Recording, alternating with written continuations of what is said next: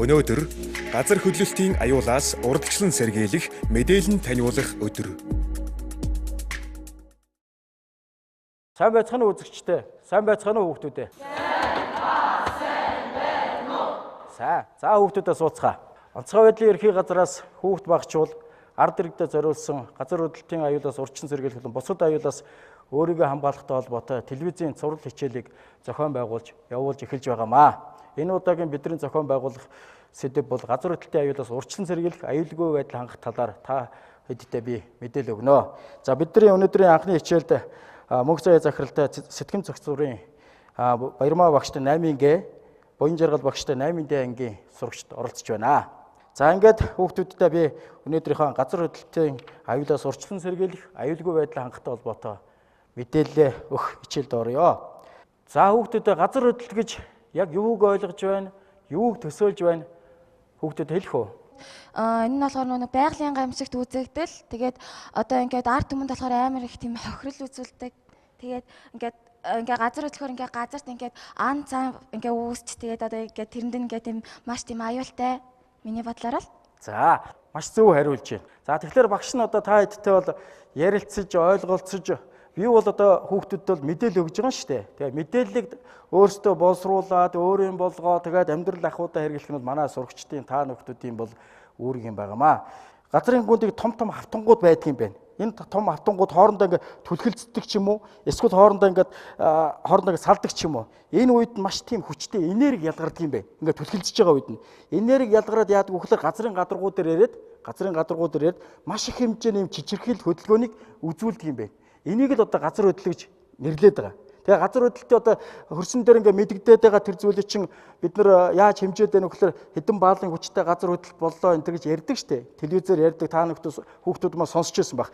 Тэр үзүүлэлтээр газрын гадарга дээр мэдэгдээд байгаа тэр үзүүлэлтийг бол баал гэж бид нар дүгнээд байгаа. Ерөнхийдөө тэр газрынхаа гүн дор хөдлөж байгаа тэр хүчийг нь бол одоо тусгай багажнуудаар хэмждэг байхгүй юу? Тэрийг нь бол ерөнхийдөө бид нар магнитуд гэж нэрлэдэг байгаа.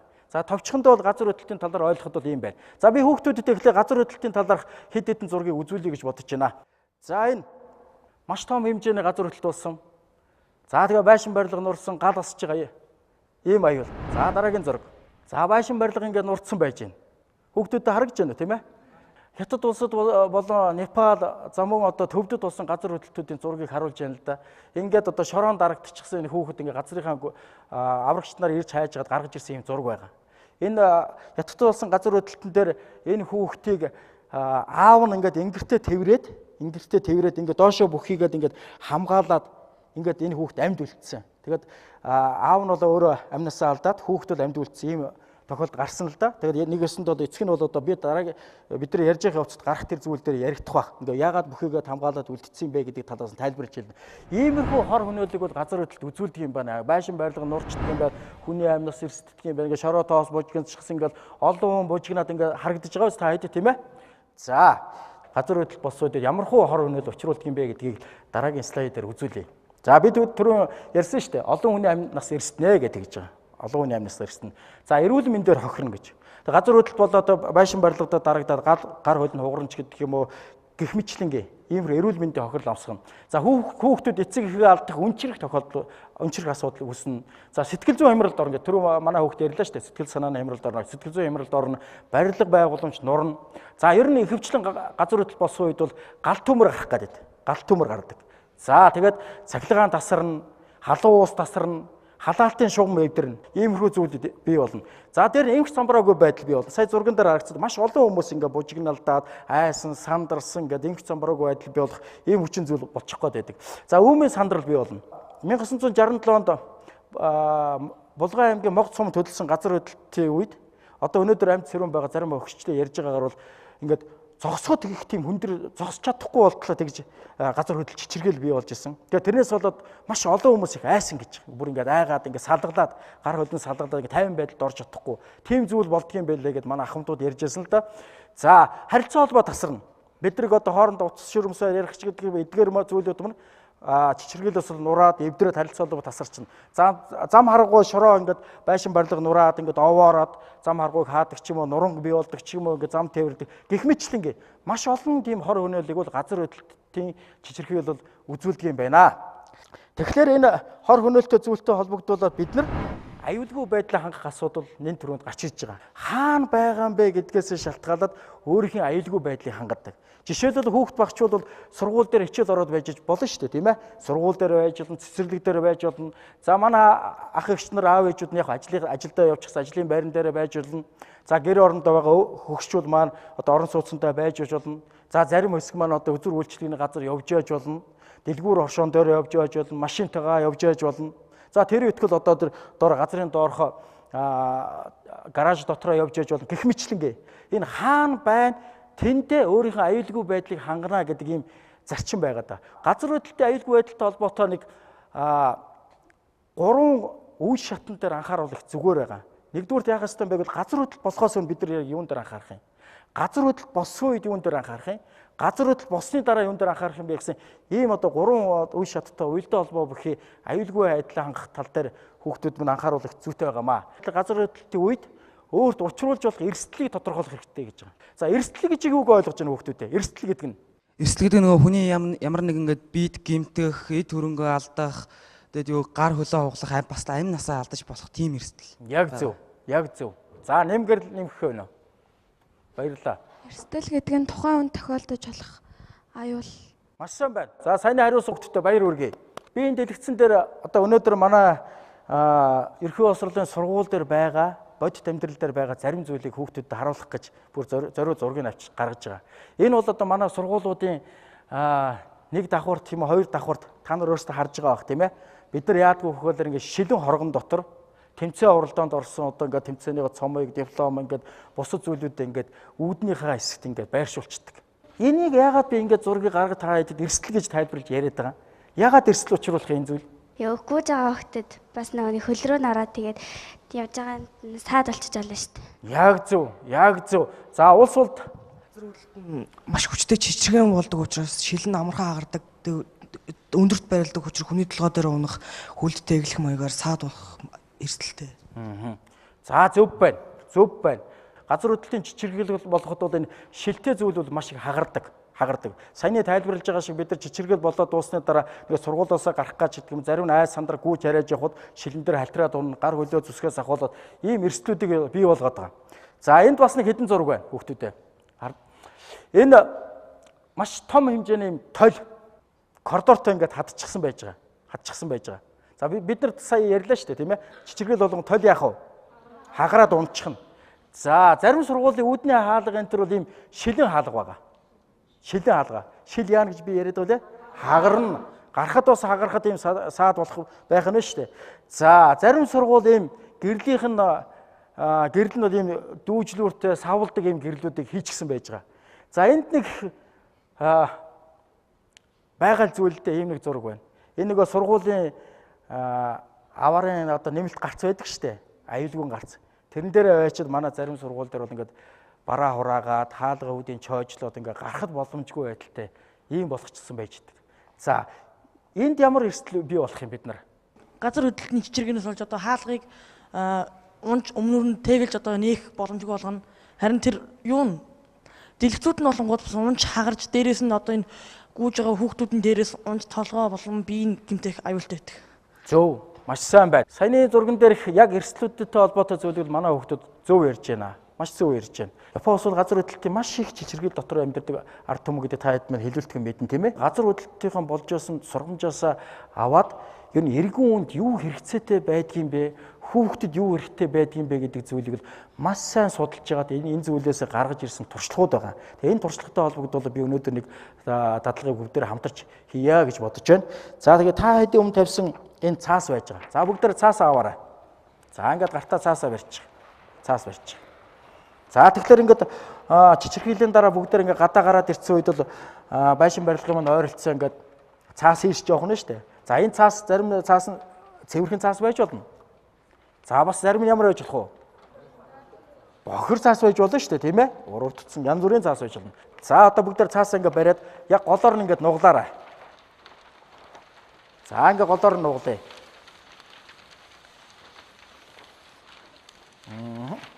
За ингээд барихлаар ямар дүрс үүсэж байна?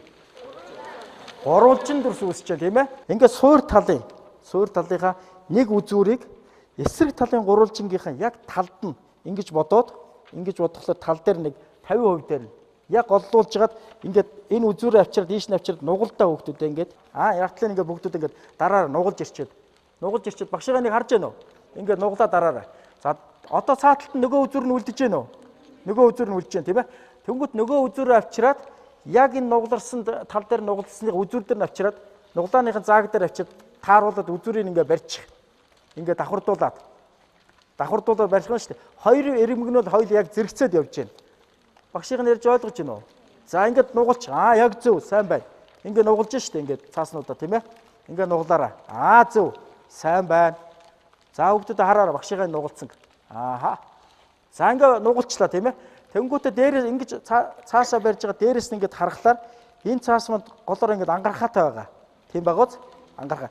Энэ ангарахаага хоёр тийш нь нөгөө нугалсан үн дээр авчираад дахиад ингээд нугалч. Хоёр тийш нь эсрэгээр нуглаад нөгөө цааснуудаа нөгөө тийш нь ингээд хоёр тийш нь нуглана. За болж гэнэ үү? Нугларч болж гэнэ үү тийм ээ? Ингээд харахаар нэг юм ямархуу дүрсэн үсэж гэнэ хүүхдүүдээ. За өшөө. Юу харагдаж байна? За буруу харсан. Ингээ харахаар нэг тийм стакан хэлбэртэй харагдаж байна уу? Стакан хэлбэртэй аяг шиг харагдаж байгаа үстэй стакан хэлбэртэй тий. За тэгэнгүүт хүүхдүүдээ энэ нугалсан зүйлийг хоёр тийш нь онгоолго. За ингээ бүгдээр онгоолгоё. Онгоолгож байгааз. За ингээ онгоолгочлоо. Энэ цаасан дээр ус ихэд яах вэ? Нороод цоос ингээд нороод гадна тийш ус асардаг шүү дээ тийм ээ. За тэгвэл би та хэдийн гар дээр бас ийм гялгар ут бэлтгэсэн байж байгаа. Энэ өнгөгүй гялгар ут тийм ээ. Энэ Монгол Улсын үндэсний аюулгүй байдлын зөвлөлөөс энэ эргүү хөмбөр нэг 15 нэр төрлийн зүйлийг бол гэр орондоо бэлдэжээя, сургууль цэцэрлэг дээр бэлдэжээя гэд зөвлөмж болгож хэлсэн. Тэр зөвлөмжийн дотор бол энэ жижиг гялгар ут, том гялгар ут энэ төрг оруулахыг зааж өгсөн байгаа. Өнөөдөртөө бол би энэ жижиг гялгууруудыг энэ цаасыг ашиглаад юу хийж болох юм бэ гэдэг талаараа та хэдэд бол мэдээлэл өгч байгаа. Дараагийн хичээл дээр бол би том гялгууруудыг, энэ жижиг гялгууруудыг олон төрлийн одоо бусад юу хийж болох юм бэ гэдэг зүйлийг багш нь заанаа. За тэгэхээр энэ бүгдээрээ онгоолгоё гялгууруудаа. Ингээд амын нэгэд онгоолгоорой. За ингээд нэгэд онгоолгоцсон тийм ээ. За тэгээд энэ гялгууруудыг аяг руугаа ингээд оруул. За яг зөв. Ингээд орууллаа. За тэгээ аягны хамсрыг гадагш нь ингээд ялгар болуудаа ингээд гадагш нь ихвч. Ингээд бэлэн болчлоо. Маш их олон хүмүүс гадна талд гарчаад байж л ингээд ус одоо халуун цай хуваарлаа гэж бодъё. Халуун цай. Гэтэл одоо ямар алган дээр тосоо тэр цай гэж аваад уурж болохгүй шүү дээ. Гэртээ аяг тавгаа мартцсан байж төмөр тавг авахгүй байж гэдэг ч юм уу ийм практик юм харахад бид нар яг карманда авч явж байгаа энэ бидний зөвлөмж болгож байгаа зүйлийг аваад хэрэглээ явж байгаа үед бол яах вэ гэхээр одоо ийм одоо аяг хийцсэн үедээ бүгд яах вэ? Халуун хоолой очирж очиод тэндээс хуваарлж байгаа хоолоос нь авахтаа халуун цайгаа авахтаа ингээ аяга бариад очихлоо энэ дүүн яах вэ ингээд бид нар цаг юм хийгээд өгнө шүү дээ. За бүгдээрээ ингээд уснаас жоох ингээд хийгээд дотгоч нь хийгээд үз ингээд. За ингээд бид нар яаж вэ? Газар хөдлөлтийн чичирхийллийн дараа гадна талд гарчаад олон нийтэд хүмүүст хоол хуваарлж явах юм бол халуун хоолоо ингээд энэ цаасан норохгүй гялгууруудын дотор хийгээд авчиж яаж байна. Болж штэ хүүхдүүдээ тийм ээ. Ийм зүйл байгаа. Ер нь бол бидний энэ одоо телевизийн хичээлээр та хэдтэйгээ уулзж мэдээлэл өгөх гэдэг гол зорилго бол маш энгийн зүйлийг яг амьдрал дээр байдаг зүйлийг зааж өгөх гэж. Энийг ашиглаж сураасаа гэж ийм л зорилгыг агуулж байгаа. Өнөөдөр газар хөдлөлтийн аюулаас урдчлан сэргийлэх, мэдээлэл таниулах өдөр.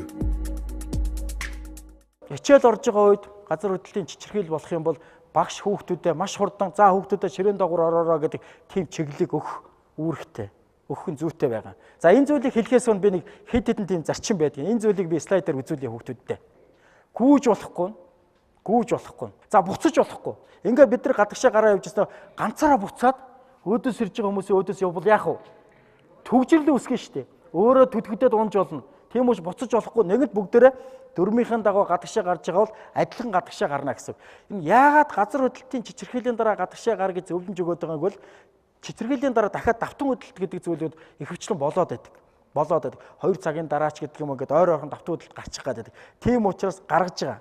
За дээр нь газар хөдлөлт болоод байшин барилга ямар нэгэн байдлаар одоо эвдэл гэмтрэл авчаад дахиад нуралт үүсгэхэд аюулууд байгаад байгаа учраас байшингаас яаж яана? Гаргаж байгаа байхгүй юу? Тийм учраас гарах юм яриад байгаа. За ярихгүй. Ингээд одоо бүгдээрээ гадагшаа гараа ингээд гарахгүй явж байгаа. Ганцаараа ингээд нэг хүнтэй дүнгэнтлийн юм яриад бусдад ингээд тийм ээ? Саад болоод байж болохгүй нэ штэ. Яриад, хашгираад тэгээд хүмүүсийг одоо сандраагаад учиргүй хүмүүс чинь ингээд сандарчихсан, айчихсан ингээд гадагшаа гараа явж байгаа дунд нь тэгж ярьж болохгүй. За түлхэхгүй. Ингээд одоо ангийнхаа хүүхдтэй ингээд гараа явж байгаа урт хүүхдтэй очиж ингээд түлхээд унгаачих болохгүй нэ штэ. Бүгдээрээ адилхан тэр журмынхаа дуу гадагшаа гарч аюулгүй газар ингээд гарахгаа явж байгаа. Тэрнээс гадна яагаад ширээн дээр ороод байгаа юм бэ гэдэг зүйлийг хүүхдүүдэд би бас нэг зүйл тайлбарлаж өгье. Энэ амьдралын гурвалжин гэдэг үг хэллэгийг бол туркчууд бол их хвчлэн хэрэгэлдэг юм байлээ. За ямар учиртай юм бэ гэхээр энэ ширээн доогоор ингээд хүүхдүүд ингээд доор нь орно штэ. За дээрээс ингээд тааз ундаг ч юм уу хаана ингээд нураад унлаа гэхэд энэ ширээн дээр яг ингээд тэгнээд унах нь штэ. Дээр нь юм ингээд тэгнээд унна. Тэгэхээр энэ тэгнээд унахад яадаг вэ гэхээр энэ унж байгаа зүйл нь шууд газартаа наалтчихгүй байх нь штэ. Наалддаггүй. Тэгээ энэ хооронд юу үүсэж байна? Зай, яг зөв. Зай үүсэж байгаа байхгүй. Тэр үүсэж байгаа зайг амьдралын гурвалжин гэж нэрлэж байгаа. Тийм л зай биднэрт хэрэгтэй байгаа. Тэр сургууль дээр байж байхдаа анги танхим дотроо байхдаа аюулгүй цэг гэдгээ тодорхойлоорой гэж хүүхдүүдэд зөвлөж болгож штэ. Тэр аюулгүй цэг гэдэг нь ямар учиртай юм гэхээр за нэгдүгээрт бол даацын хан байж болох юм. Даацын хан тийм ээ. За даацын баг нь байж болох юм. За бас хаалга байх. Хаалганы аркны доор ингээд хүмүүс очиж зогсчдөг. За ингээд дам нур байдаг шин ингээд цутгцсан каркасан тэрний доорч гэдэг юм уу. Яагаад тэрний доор орж яана гэхээр тэр нурж байгаа зүйлүүд юм ямар нэг юм дээр тэгнээд тулаад үлдэх тийм орон зай гаргуулах шаардлагатай учраас амьдралын гурвалжин гэж нэрлэдэг байгаа. Гэр орондоо би дараагийнхаа хичээлд орон сууцнд байхдаа өөрийгөө яаж хамгаалдгийг, гадна талбайд явахдаа яаж хамгаалдгийг гэх мэтлэнгээ зүйлүүдийг хүүхдүүдэд ярьж өгнө. Тэр амьдралын гурвалжин. Тэгэхээр ширээн дээр үүссэн тэр зүйлийнхаа дор ороод ингээ хорогдоод байж яана гэдэг чинь амьдралынхаа гурвалжин дотор бид нар яатсан байна. Орцсон байгаа байхгүй. Энэ хүүхд бол одоо дээрс юм нурахад энэ хүүхэн нэс байгаа учраас тэр хүүхэн зай дотроо ингээд өөрийнхөө биеийг хумаад ингээд орно гэсэн үг. Ингээ өөрийгөө хамгаална гэсэн үг. Тэгэхээр ширээн дээр орох чинь ингээд одоо баахан зай хийслээд ингээд сууж болохгүй нэ штэ. Маш богино зай дотор ороод ингээд өөрийгөө хамгаалах юм яриад байгаа. Энийг бол амьдралын гурвалжин гэж байгаа. Одоо хүүхдүүдэд нэг дадлага сургууль хийж үзье.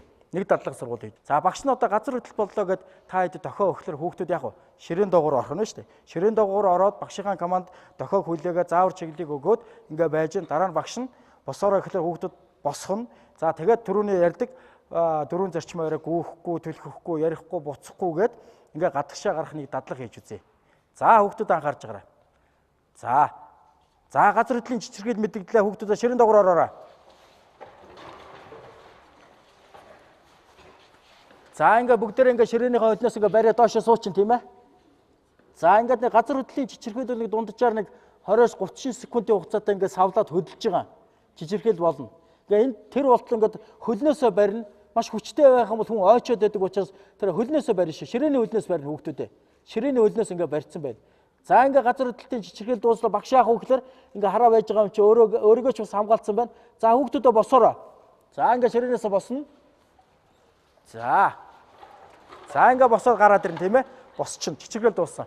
Энгүүд багш нь яахаа вэ гэхээр хүүхдүүд аваад чичирхийллийн дараа барилга ойлгомжоосаа гадагшаа гарна. За гадагшаа гарахдаа бүгдээрээ баруун гар талын дүрмийг бариад гарнаа гэсэн. За тэгэхээр эндээс гарах дадлагыг хийж үзье. За дипломоогоос эхлээ бүгдээрээ ингээд баруун талаас гарна. За багшаагаа дагаад ингээ гарнаа. За ингээд багштайгаа хамт ингээ гадагшаа ингээд баруун талын ханыг бариад ингээд ангиас гарах нь штэ. Айл сандрахгүй, гүүхгүй, түлхэхгүй, ярихгүй гэх мэтлэнгээр. За ингээд хүүхдүүд гарчлаа. Өнөөдөр газар хөдлөлтийн аюулаас урдчлан сэргийлэх, мэдээлэл таниулах өдөр. Сониучхан, чи надад туслахгүй юм биз дээ? Сониучхан бид хоёр мазаалайн зөвлснөөр газар хөдлөлтийн аюулаас урдчлан сэрэмжилж гэрээ аюулгүй болгов. Дараа нь мазаалаа бидэнд газар хөдлөлтийн хичээл заав. Хүчтэй чичиргээ ихтэй л 1 минут үргэлжлэх тул ширээн доор орж толгой дээрээ юм унахаас хамгаалаарай. Үүнээс гадна илчлэг ихтэй хоол хүнс, эм тарай, чухал шаардлагатай бичиг баримтаа бэлтгэх хэрэгтэй. Ойлгосноо сониучхан? Тэгтэл тэнэт газар хөдөлж хамаг юм хүчтэй чичрэв. Сониучхан, альвэ наашир ном бишээ, ширээн доор ороорой. Хүчтэй чичиргээний үеэр мазаалайн тусламжтайгаар бид гэмтэж бэрцсэнгүй. Ингээд энэ удаад мазаалайн заасан газар хөдлөлтийн хичээлийг би та нарт хэлж өгье. Хүчтэй газар хөдлөлтийн үеэр хамгийн түрүүнд ширээн доогуур орох ёстой шүү. Газар хөдлөлтийн дараа цахилгаан шатанд бүү суугаарай. Бас гадаа явбал шонгийн мод, замын тэмдэглэгээнээс болгоомжлоорой. Хэрвээ дэлгүүр олон нийтийн газар байвал толгоогоо хамгаалаарай. За ингээд бид нар дадлаг сургуулийн ихтэй толгоогоо хамгаалаарай гэж зөвлөж өгдөг тийм ээ. За манай зарим хүүхдүүд ингээд дадлаг сургуульд оролцохдоо ингээд цаас барьчихсан яваад байдаг юм аа. Энэ цаас бол одоо өөрийнх нь толгойг хамгаалахад бол төдийлө хамгаалж чадахгүй. Маш хэцүү. Тийм учраас энэ цаашдаа өөрийнхөө амь насыг хамгаалахтай холбоотой, өөрийнхөө аюулгүй байдлыг хангахтай холбоотой зүйл дээр бол хариуцлагатай байх хэрэгтэй.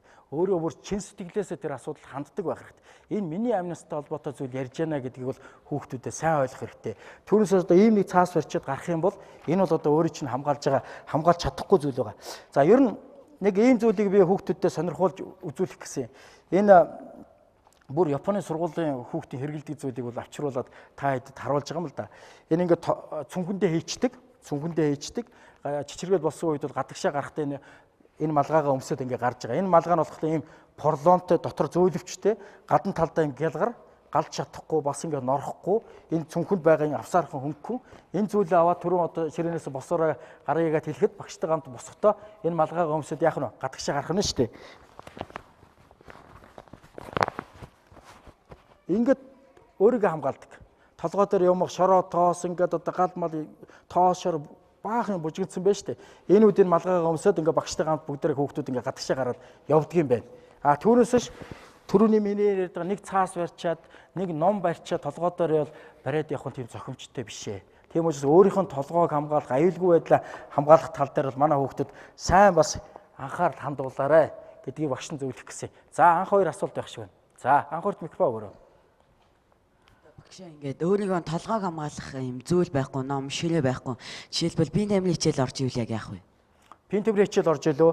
За биеийн тамирын заал бол их эрсдэлтэй. Яагаад гэвэл хүүхдүүд санаж байгаа тийм том заал учраас тийм ээ.